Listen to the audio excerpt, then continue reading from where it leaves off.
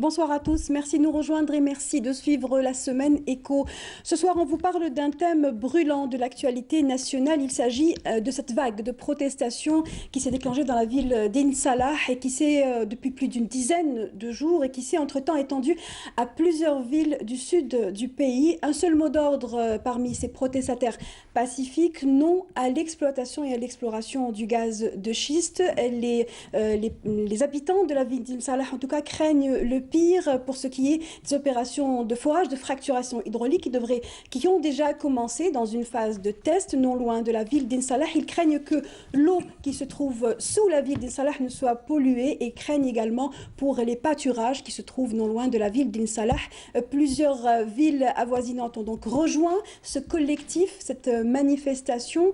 Est-ce que ces populations ont raison de craindre autant l'exploitation et l'exploration de gaz de schiste? Quelles sont les difficultés, quels sont les dangers que peut provoquer le forage par fracturation hydraulique sur l'environnement? C'est un débat de l'heure en Algérie, mais également à travers le monde, car même aux États-Unis, et même 10 ans après une exploitation intensive des gaz non conventionnels, la question environnementale suscite toujours autant de débats. Et c'est notre débat ce soir avec nos invités. Mahiddine Touami, bonsoir et merci d'avoir accepté notre invitation. Vous êtes le vice-président des activités amont par intérim au groupe Sonatrach. Merci d'être parmi nous. Abdelmajid Attal, bonsoir. Bonsoir. Et merci d'avoir accepté notre invitation. Vous êtes le vice-président de l'AIG, l'Association algérienne des industries du gaz, et vous avez également occupé le poste de président, directeur général de la Sonatrach. Merci encore une fois d'être là. Et Moussa Kassem, bonsoir. Bonsoir. Merci d'avoir fait le déplacement depuis la ville d'Oran. Vous êtes maître de conférences en sciences de la Terre et en géologie à l'USTO, à l'université. À l'université d'Oran 2 maintenant. Exactement, tout à fait. Merci encore une fois d'être parmi nous. La ville d'In Salah, je vous le disais, est totalement immobilisée depuis plus d'une dizaine de jours. Les commerces ont baissé leurs rideaux. Plusieurs activités ont rejoint cette vague de protestations contre l'exploitation du gaz de schiste. Elle intervient justement juste après une visite officielle du ministre de l'Énergie qui s'est déplacé sur place avec deux autres ministres du gouvernement qui étaient venus inspecter les puits pilotes de test qui se trouvent à environ 50 km de la ville d'In Salah. Depuis, plusieurs délégations se sont déplacées sur place, mais pour l'heure, les protestateurs n'en démordent pas. Je vous propose de faire le point dans ce reportage réalisé par nos correspondants à Taman Rasset. Le commentaire est de Amina Zahouf. Y a-t-il réellement un danger de contamination des nappes phréatiques suite à l'exploitation du gaz de schiste dans le sud algérien? À Ain Salah, le mouvement d'opposition pour l'exploitation de cette ressource prend de plus en plus d'ampleur.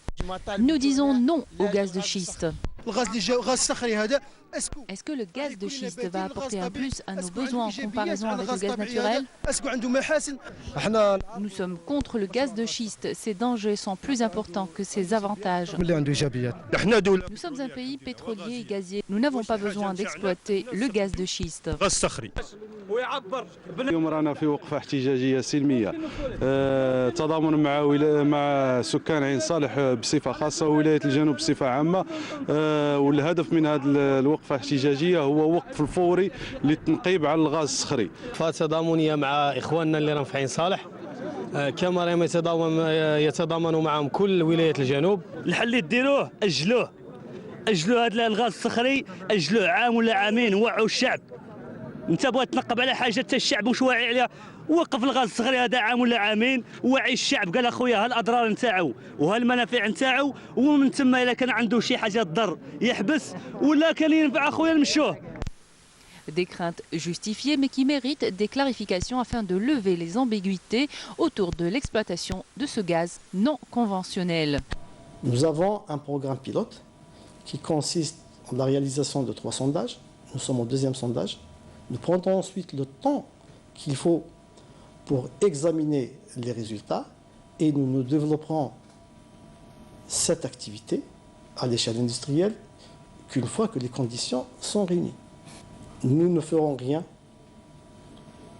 et nous n'exploiterons pas cette ressource tant que tout ce qui doit l'entourer sur les plans de la protection de l'environnement et des personnes surtout ne soit réuni.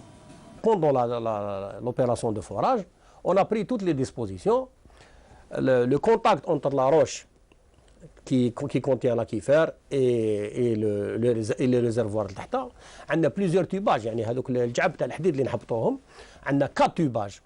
وديريير chaque tubage on fait une cimentation, c'est-à-dire ما خلوش يكون un contact entre l'aquifère et entre ce qui fait que on a pris toutes les mesures disponibles pour essayer de réduire ce contact entre l'aquifère et Le ministre de l'Énergie, Youssef Yousfi, s'était rendu jeudi dernier à Ain Salah. Il a rencontré les représentants des protestataires contre l'exploitation du gaz de schiste dans la région.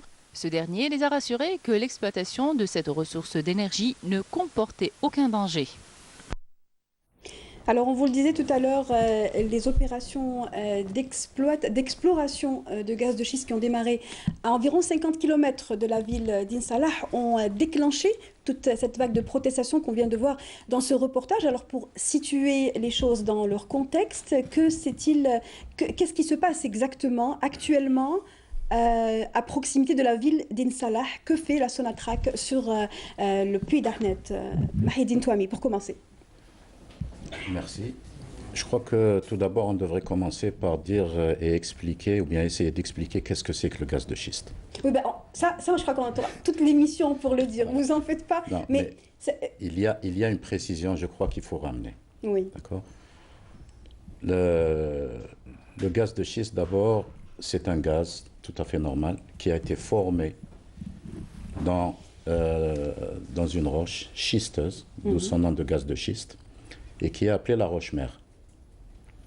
Donc, ce gaz qui s'est formé à travers les temps, une bonne partie a migré. C'est le gaz qu'on retrouve à Hassermel, ou bien à Al-Ghar, ou bien à Roudennous, ou bien Gassetouel.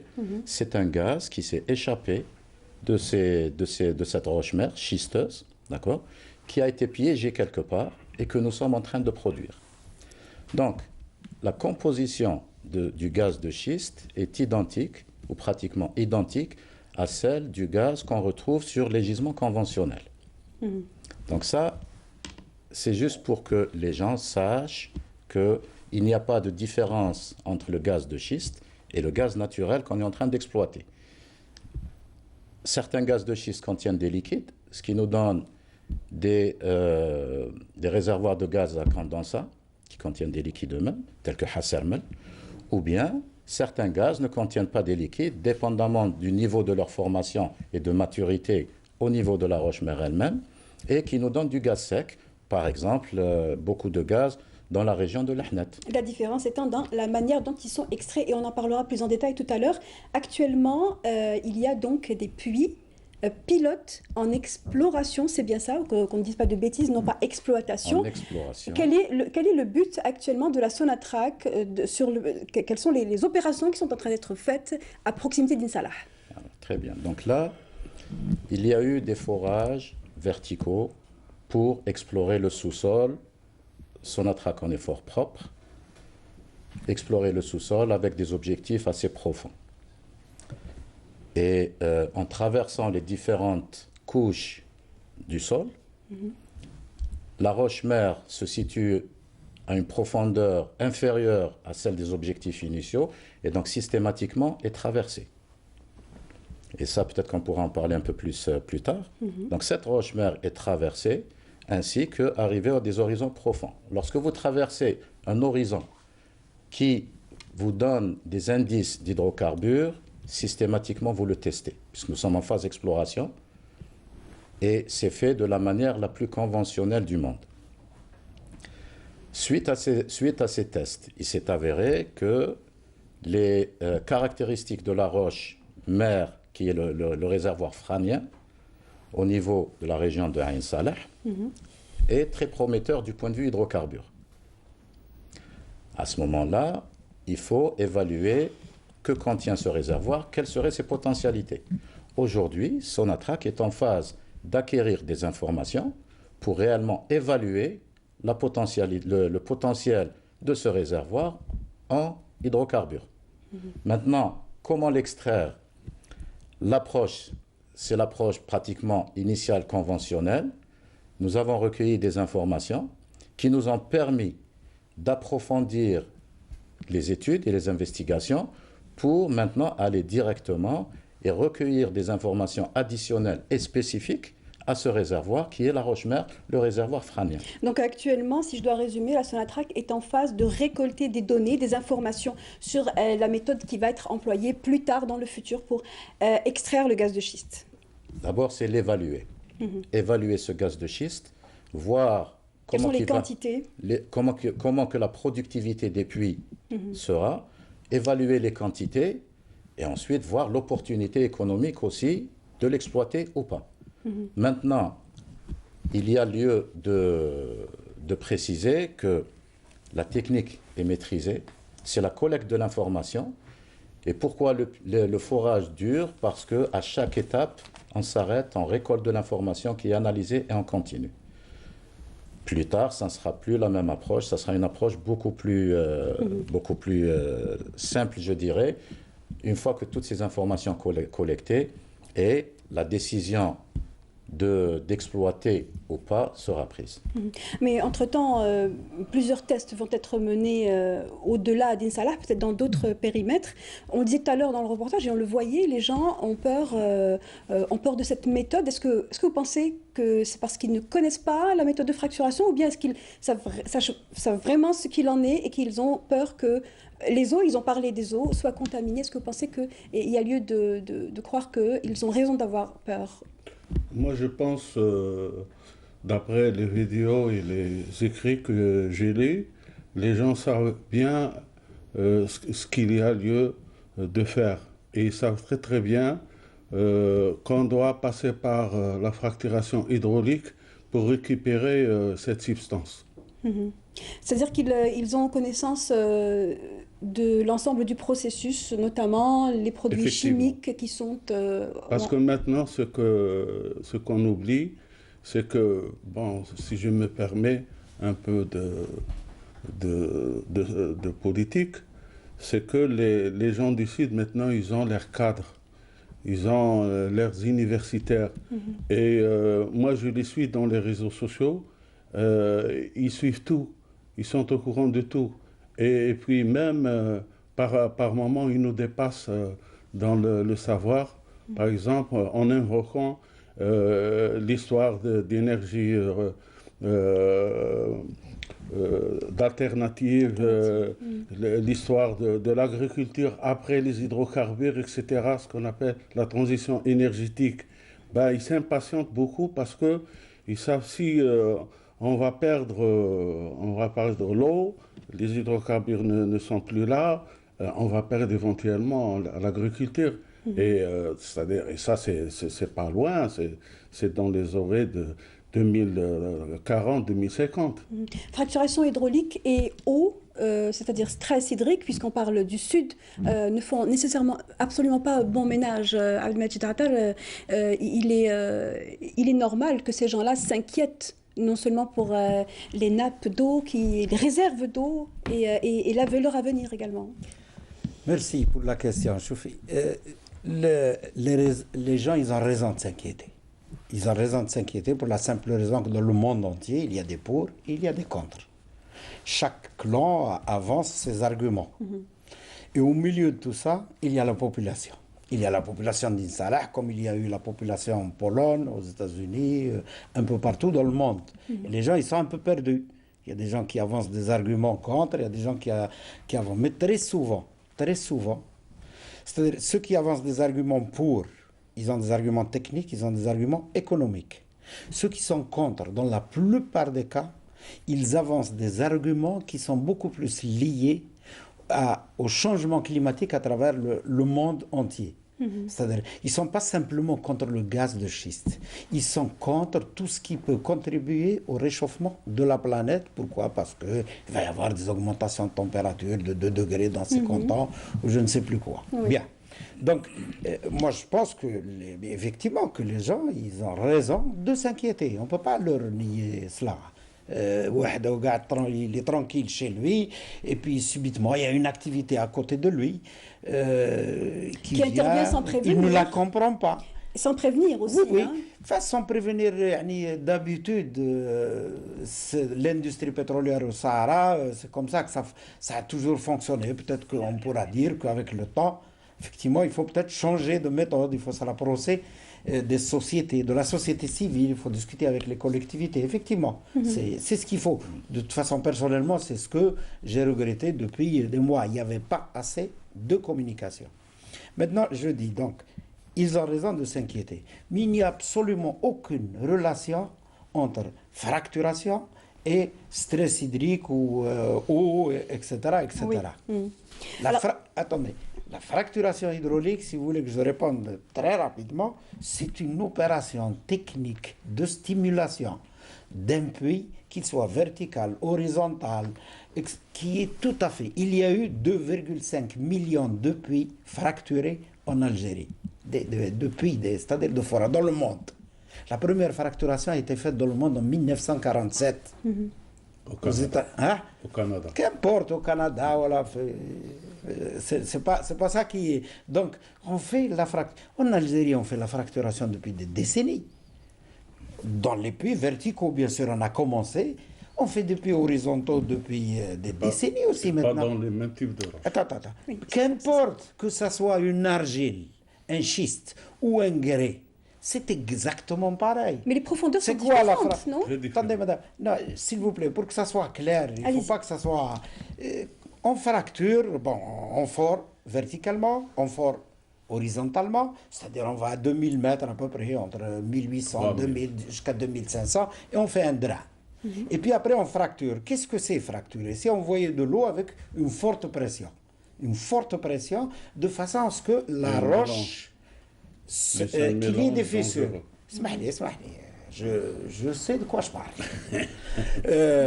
C'est une fissure d'1 millimètre pratiquement, maximum, à l'intérieur, qui est provoquée par l'eau. Elle s'étend au maximum sur 30 mètres verticalement, parce qu'il y a la pression des couches. Quand vous avez 2000 mètres, ça fait minimum 200 kilos. Donc il est impossible que les fissures montent vers les aquifères. Impossible, à moins de mettre dedans des bombes atomiques. Quelles sont les possibilités, justement, qu'il y ait... J'ai pas terminé.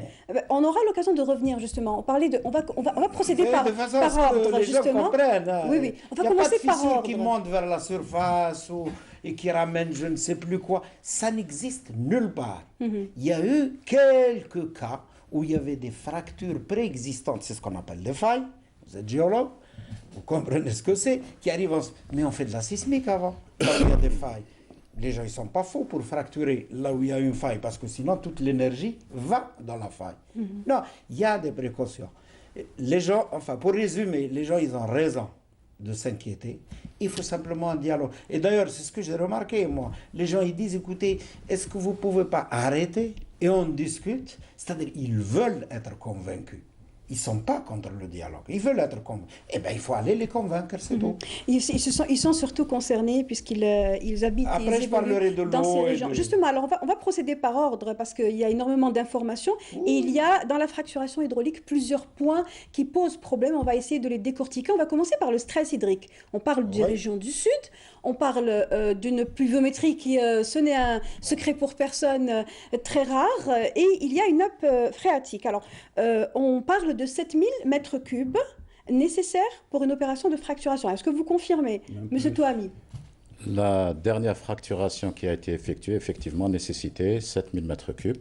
Donc elle peut nécessiter plus ou moins, donc c'est selon les puits. Ça dépend de la capacité de la roche à être fracturée.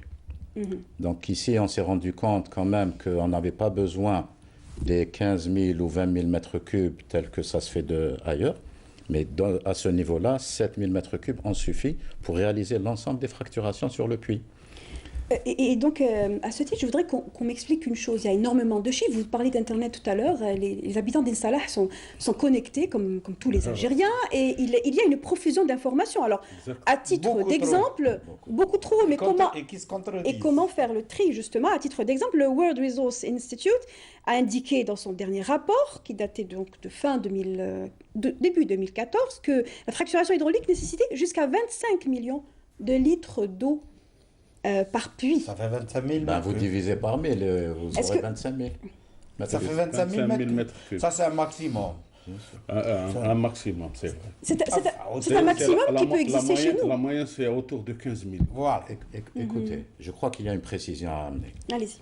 Vous avez des argiles qui sont composées avec un certain niveau de grès, ils contiennent des grès, d'accord? Selon le taux ou bien le pourcentage de grès contenu dans cet intervalle-là à fracturer, la roche sera fracturable aisément ou pas. Oui. Donc, et je crois qu'on avait déjà indiqué précédemment qu'il y a des prélèvements de carottes, d'accord, d'échantillons, pour analyser ces échantillons au niveau laboratoire. Il y a des laboratoires pour analyser les grains, il y a des laboratoires pour analyser tous les types de stress, en plus de la composition de la roche elle-même. À partir de là, des calculs sont faits pour évaluer à quel niveau de pression on doit monter pour fracturer cette roche. Et donc, calculer aussi, il y a de la modélisation numérique qui se fait, calculer comment fracturer, quel sera l'impact de la fracture, c'est-à-dire la longueur, la hauteur et même l'ouverture de la fracture en elle-même. Et c'est à partir de là que tous les éléments de la fracturation seront évalués, estimés. Donc c'est variable d'un puits à un autre. Ça varie d'un puits ou bien d'une zone à une autre. Je dirais d'une zone à une autre. Moussa Kassem, je rappelle que vous êtes maître de conférence en géologie, entre autres. Quels sont les, si on pouvait généraliser et globaliser une information par rapport à la qualité des argiles en Algérie, enfin dans le sous-sol du Sud, quelles sont ces caractéristiques et est-ce que les caractéristiques nécessitent beaucoup d'eau pour les opérations de fracturation? Oui, effectivement. Il y a un point très important à expliquer, parce qu'on a tendance à confondre avec les forages dits normaux, classiques, conventionnels. Et par contre, là, il y a de très grandes différences. Soit que ce soit par rapport à la technique, que ce soit par rapport à la profondeur, que ce soit par rapport au mélange qu'on utilise. Là, par exemple, le mélange pour le gaz de schiste, c'est d'habitude, on utilise 500 produits chimiques, dont une trentaine sont cancérigènes, le benzène, le toluène, etc. Chose qu'on n'utilise pas dans le conventionnel. Et par rapport à la nature de la roche, bon, les gens de la Sonatrach maîtrisent mieux que nous les niveaux productifs, mais apparemment, on le cite, si on veut être un peu technique, dans le foranien, dans le faménien, dans même le strunien. Donc c'est des étages bien connus et qui se retrouvent dans des grandes profondeurs, à peu près les 2000 à 3000 mètres, qui sont très compressés et très soudés, et c'est pourquoi qu'il faut les fracturer, c'est-à-dire les exploser, quoi, pour utiliser le vrai terme, les couches très compactes. Je peux intervenir. Bien sûr. Écoutez, quand on a démarré les fracturations dans les puits horizontaux, parce que d'abord, on utilise exactement les mêmes produits, que ce soit en puits vertical ou horizontal, la fracturation se fait exactement de la même manière. Vous voulez dire que pour extraire le gaz et le pétrole, depuis que l'Algérie est indépendante, utilise des produits chimiques? Depuis que les Américains ont commencé à produire du pétrole. Les mêmes produits chimiques employés pour la fracturation hydraulique? Et je dirais même qu'on utilise plus de produits chimiques dans la boue de forage normale que dans l'opération de fracturation elle-même. Parce que la boue, pour forer, il faut de la boue. Oui. Parce qu'il faut la boue pour remonter les cuttings, on utilise des gasoils, on utilise des tas de produits, du sel, etc., etc. Bien. Donc, je reviens à la fracturation. On utilise de l'eau 99,5, y compris le sable. Et il y a 0,5% des 15 000 qui sont des additifs. Et ça dépend d'une région à une autre et d'une autre. Additifs, produits chimiques. C'est des produits chimiques, bien sûr. C'est des produits chimiques. Alors, quand on a commencé à faire de la fracturation intensive pour les gaz de schiste, effectivement, aux États-Unis, on utilisait effectivement 100, 200 produits chimiques pour stabiliser en quelque sorte l'opération. Je ne vais pas rentrer dans les détails, mais actuellement, on utilise moins de 10 produits. moins, je dis bien moins de 10 produits chimiques et je peux les citer ici. Et les 10 produits sont utilisés dans l'industrie agroalimentaire. Je ne dis pas qu'on nous les donne pour là, qui sont utilisés, qui met les colorants, les stabilisants, les ceci, même dans les cosmétiques. Je peux les citer. Hein, excusez-moi, permettez-moi d'insister. Hein. Oui, oui. La fracturation hydraulique pour les gaz de schiste, ce sont des profondeurs différentes. Oui. Il y a une consistance c'est la même qui est tout profondeur. autre. Logiquement, il faudrait des produits qui puissent fracturer plus fort. Il peut expliquer mieux que moi, parce que lui, le producteur, il sait ce qu'il faut pour... Allez-y, M. Toile. Alors là, si vous permettez, il faut lever cet équivoque. Oui. La profondeur n'a rien à voir avec le produit injecté. C'est un niveau de pression. Voilà. D'accord? Je vous donne... C'est-à-dire la pression à laquelle l'eau est injectée. Hein, c'est la pression à laquelle l'eau salée est injectée initialement. Alors, comment que se fait l'opération? Il y a une préfracturation, ce qu'on appelle, c'est une perforation, pour initier la fracturation. Et ensuite, on isole l'intervalle à fracturer. On s'assure que le liquide injecté est à l'intérieur de cet intervalle et qui sera orienté directement vers la pré-perforation. Et c'est à ce moment-là que ça va la pousser au niveau de la pression qui va permettre d'ouvrir la roche. Maintenant, lorsqu'on dit ouvrir la roche, attention, c'est peut-être 1 mm, 1 mm et demi. Moins même. D'accord?